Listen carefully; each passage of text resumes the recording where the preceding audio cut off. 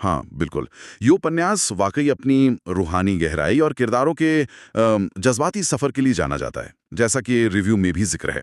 ये सिर्फ़ एक कहानी नहीं है, बल्कि अक्सर पाठकों के लिए ना एक आईने की तरह काम करता है, जो उन्हें अपनी ज़िंदगी, अपने यकीन, अपने रिश्तों पर सोचने को मजबूर कर देता है। रिव्यू के मुताबिक उमैरा अहमद का ये शायद सबसे मशहूर और मतलब असर डालने वाला काम माना जाता है। तो रिव्यू के अनुसार कहानी दो बिल्कुल अलग तरह के किरदारों के आसपास घूमती है ना? जी। एक तरफ है इमामा हाशिम, एक समझदार, सुलझी हुई और काफी मजहबी सोच रखने वाली लड़की, जो अपने परिवार की उम्मीदों और अपनी खुद की जिंदगी के रास्ते के बीच थोड़ी उलझी हुई है। और दूसरी तरफ है सालार सिकंदर। रिव्यू बताता है कि वो कमाल का ज़हीन है, मतलब IQ 150 से भी ज्यादा, हाँ, जीनियस। लेकिन उतना ही मगरूर, लापरवाह और जिद्दी भी। एक ऐसा लड़का जो दुनिया को बस अपनी शर्तों पर चलाना चाहता है। ये कंट्रास्ट तो शुरू से काफी नाटकीय लगता है। सही कहा। और यही विरोधाभास जो है वो कहानी की बुनियाद रखता है।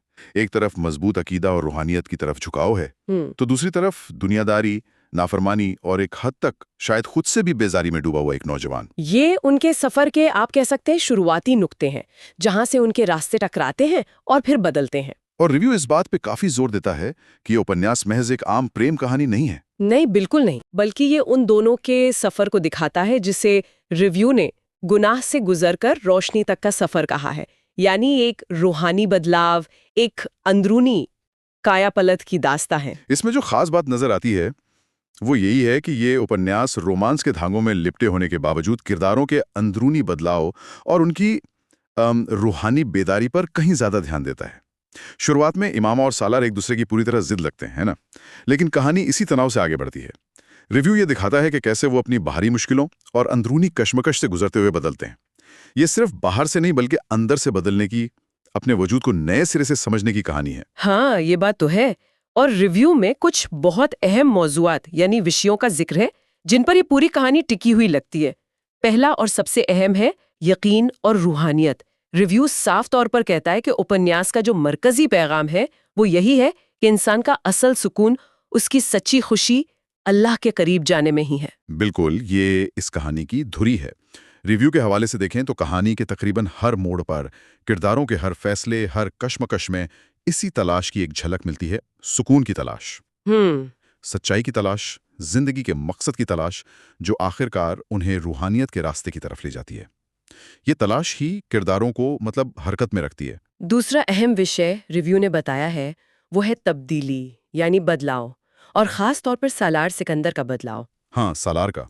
रिव्यू में जिक्र है कि उसका सफर एक ऐसे इंसान से शुरू होता है जो एक वक्त पर शायद खुद से भी नफरत करता है, और वो एक ऐसे मुकाम तक पहुंचता है जहां वो अल्लाह की रजा के लिए जीना सीख जाता है।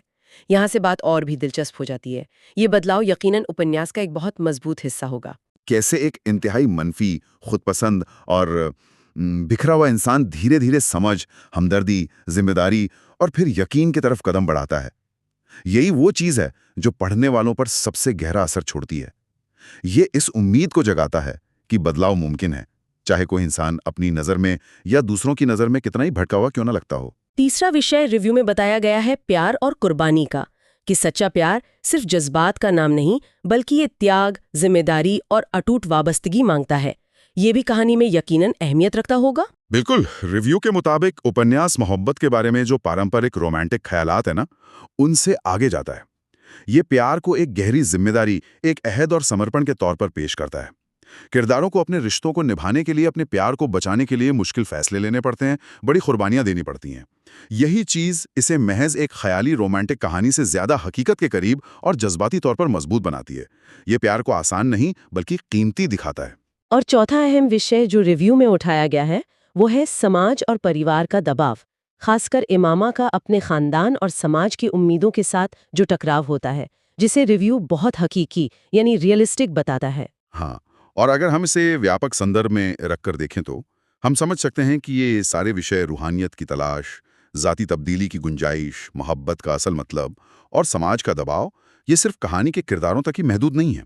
ये इंसानी जिंदगी के आलमी पहलू हैं जिनसे हर दौर और हर समाज के लोग किसी न किसी शक्ल में जूझते हैं।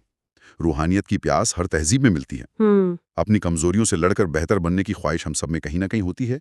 प्यार और रिश्तों की उलझनें सबकी जिंदगी का हिस्सा हैं और समाजी उम्मीदों का बोझ तो अक्सर महसूस होता ही है। रिव्यूज के मुताबिक उमैरा अहमद इन मौजुआत को किरदारों के तजुर्बों के साथ इतने गहरे तौर पर बुन देती हैं कि पढ़ने वाला भी उनसे जुड़ जाता है, क्योंकि उसे उनमें अपनी जिंदगी के अक्स नजर आने लगते हैं। ये तो बात हुई कहानी के अंदरूनी धागों की, यानी विषयों की। अब जरा उन खूबियों पर आते हैं जो रिव्यू में इस उपन्यास की गिनाई गई हैं। पहली है लिखने का अंदाज, जो गहरी और जज्बाती बताया गया है। कहा गया है कि उमैरा अहमद की जुबान सादा होते हुए भी सीधे दिल में उतर जाती है। ये उमैरा अहमद के उस्लूब की, मतलब उनके स्टाइल की एक बड़ी पहचान मानी जाती है, जैसा कि रिव्यू इशारा करता है। उनकी जुबान बहुत मुश्किल या वो अलंकृत नहीं होती, लेकिन उसमें जज्बात की शिद्दत होती है। वो किरदारों के अंदरूनी कश्मकश, उनके डर, उनकी उम्मीदें, उनकी खुशियों और गमों को बड़े असरदार तरीके से अल्फाज में ढाल देती हैं। इससे पढ़ने वाला फौरन किरदारों के साथ हमदर्दी महसूस करने लगता है, उनकी दुनिया में शरीक हो जाता है। दूसरी खूबी जिसका हमने पहले भी जिक्र किया वो है किरदारों का विकास, खासकर सालार सिकंदर का बदलाव। हाँ, सालार का, जिसे रिव्यू उपन्यास की जान कहता है। जैसा हमने पहले बात की, रिव्यू के हिसाब से ये बदलाव ही कहानी को यादगार बनाता है। एक पेचीदा किरदार जिसे शायद शुरू में पढ़ते हुए नापसंदगी भी महसूस हो, हाँ, हो सकता है। उसका धीरे धीरे बदलना, उसकी शख्सियत की अलग अलग परतें खुलना और आखिरकार उसका एक मजबूत और बेहतर इंसान के तौर पर उभरना, ये लिखने के लिहाज से भी एक बड़ी कामयाबी होती है और कहानी को एक उम्मीद और गहराई देती है। तीसरी खूबी है इसका रूहानी असर। रिव्यू के मुताबिक ये पढ़ने वाले को अपनी जिंदगी, अपने फैसलों और अपनी तरजीहात पर सोचने पर मजबूर कर देता है। हाँ, रिव्यू से यही जाहिर होता है कि उपन्यास महज वक्त गुजारी या तफरीह के लिए नहीं है। ये पाठक को अपने अंदर झांकने पर उकसाता है। कहानी के जरिए जो अखलाकी और रूहानी सवाल उठाए जाते हैं, वो पढ़ने के बाद भी जहन में गूंजते रहते हैं। ये लोगों को अपने यकीन, अपनी जिंदगी के मकसद और इस बात पर कि वो अपनी जिंदगी में किन चीजों को अहमियत देते हैं, दोबारा गौर करने का मौका फराहम करता है। और चौथी खूबी जो रिव्यू में बताई गई है वो है एक मजबूत खातून किरदार का होना, यानी इमामा। इमामा, हाँ, जो एक ऐसी हीरोइन है जो हालात से समझौता करने के बजाय अपने उसूलों और यकीन पर मजबूती से कायम रहती है। ये बहुत अहम नुक्ता है। रिव्यू के मुताबिक इमामा का किरदार उन आम हीरोइनों जैसा नहीं है जो सिर्फ हालात का शिकार बनती हैं या किसी मर्द किरदार के इर्द गिर्द घूमती हैं। वो अपने यकीन और अपने उसूलों के लिए खड़ी होती है। वो अपनी राह खुद चुनती है, भले ही उसे इसकी भारी कीमत क्यों न चुकानी पड़े और समाज या परिवार उसके खिलाफ क्यों ना हो जाए। ये चीज़ उसे एक ताकतवर और काबिल तकलीद किरदार बनाती है, खास तौर पर शायद ख्वातीन पाठकों के लिए। ये तमाम खूबियां मिलकर, जैसा रिव्यू बताता है, इस उपन्यास को इतना ताकतवर और दिलो दिमाग पर छा जाने वाला बना देती हैं। अच्छा, अब अगर हम पूरी तरह से मुनसिफाना नजरिया रखना चाहें तो रिव्यू में कुछ तनकीदी बातें या कह लीजिए कमजोरियों का भी जिक्र है। मी रफ्तार लग सकती है। हाँ, ये मुमकिन है। देखिए, हर पढ़ने वाले का अपना मिजाज और पसंद होती है। कुछ लोगों को ऐसा महसूस हो सकता है कि कहानी की रफ्तार शुरू में धीमी है, जब किरदारों और उनकी दुनिया को तफसील से बयान किया जा रहा हो। ये एक तरह से शख्सी तजुर्बे की बात है, जिससे एक पाठक लंबा या धीमा समझता है, वही दूसरे पाठक के लिए किरदार की नफ्सियात में गहरे उतरने और कहानी के माहौल को अच्छी तरह जज्ब करने का मौका हो सकता है। दूसरी तनकीद है सालार के किरदार के कुछ इंतहाई सिफात, मतलब एक्सट्रीम ट्रेट्स को लेकर, हाँ, जो कुछ लोगों को थोड़ा मुबालगा आमेज या हद से ज्यादा बड़ी हुई लग सकती है। सही है। रिव्यू इशारा करता है कि सालार का किरदार शुरू में काफी एक्सट्रीम दिखाया गया है। उसका बेपना गुस्सा, उसकी हद दर्जे की लापरवाही, उसका तकब्बुर। ये मुमकिन है कि कुछ पढ़ने वालों को ये चीज़ थोड़ी हकीकत से परे या नाटकीय लगे। लेकिन यहाँ एक ज़रूरी सवाल मन में आता है कि क्या ये मुबालगा जानबूझकर किया गया? अक्सर लिखने वाले किरदारों की कुछ आदतों या रवैयों को बढ़ा चढ़ाकर इसलिए दिखाते हैं ताकि बाद में जब वो किरदार बदले तो वो बदलाव और भी ज्यादा नुमाया और असरदार लगे। अच्छा, एक तरह से कॉन्ट्रास्ट बढ़ाने के लिए। हाँ, ये एक किस्म का कॉन्ट्रास्ट पैदा करने का तरीका होता है, जो कहानी के पैगाम को और वजनी बना सकता है। और तीसरी तनकीद जो रिव्यू में मेंशन है वो ये कि जिन लोगों को रूहानियत या मजहबी मौजुआत में खास दिलचस्पी नहीं है, उनके लिए ये उपन्यास शायद थोड़ा भारी या बोझल हो सकता है। ये बात बिल्कुल फितरी है, क्योंकि रिव्यू के मुताबिक उपन्यास का मरकजी मौजू रूहानियत और मजहबी यकीन है। हाँ, तो जाहिर है कि जिन पाठकों की इन चीज़ों में बहुत ज़्यादा दिलचस्पी नहीं है या जो किसी और तरह की कहानी जैसे सिर्फ एक्शन या रोमांस की तलाश में है, उन्हें शायद ये किताब उतनी पसंद ना आए या उन्हें इसका मजहबी पहलू हावी होता हुआ महसूस हो। किसी भी अदबी काम की कबूलियत या नाकबूलियत बहुत हद तक पढ़ने वाले के अपने ज़ाती पसंदीदगी, उसके तजुर्बों और उसकी उम्मीदों पर मुनहसर करती है। निश्चित रूप से।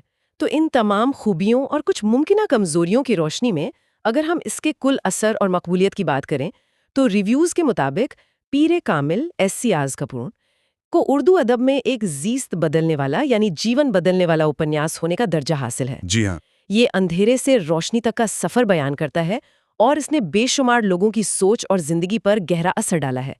इसे 4.85 जैसी बहुत ऊंची रेटिंग मिली है, जो खुद इसकी मकबूलियत का सबूत है।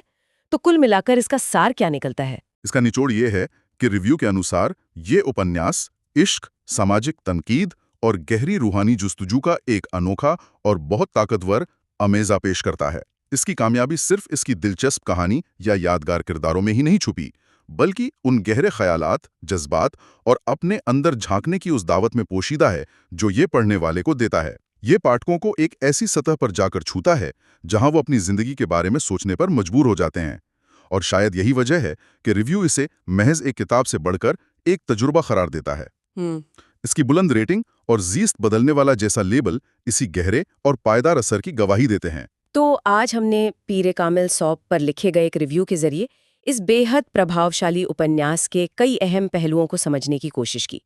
इसके दो मुतजाद किरदार इमामा और सालार, तब्दीली का मरकजी ख्याल, खासतौर पर सालार की अंदरूनी यात्रा, मोहब्बत और यकीन की गहरी छानबीन और समाज पर की गई इसकी बारीक तनकीद। हमने रिव्यू में बताई गई इसकी ताकतों और कुछ मुमकिना कमजोरियों पर भी रोशनी डाली। हाँ, और इस सारी गुफ्तगू के आखिर में इस रिव्यू से एक ख्याल उभरता है जो शायद लफ्ज़ों में वाज़े तौर पर ना कहा गया हो, लेकिन कहानी की रूह से जुड़ा हुआ महसूस होता है। वो ये कि ये कहानी हमें इस सवाल पर सोचने को मजबूर करती है कि क्या हर इंसान के अंदर, चाहे वो दुनिया की नज़रों में कितना ही गुमराह क्यों ना हो, कितना ही अंधेरों में क्यों ना डूबा हुआ लगे, क्या उसके भीतर हमेशा रोशनी की तरफ लौटने की एक पोशीदा सलाहियत, एक चिंगारी मौजूद रहती है? और क्या अदब, इस तरह की कहानियाँ वाकई उस अंदरूनी सफ़र को तहरीक देने, उस चिंगारी को हवा देने का एक ताकतवर जरिया बन सकता है?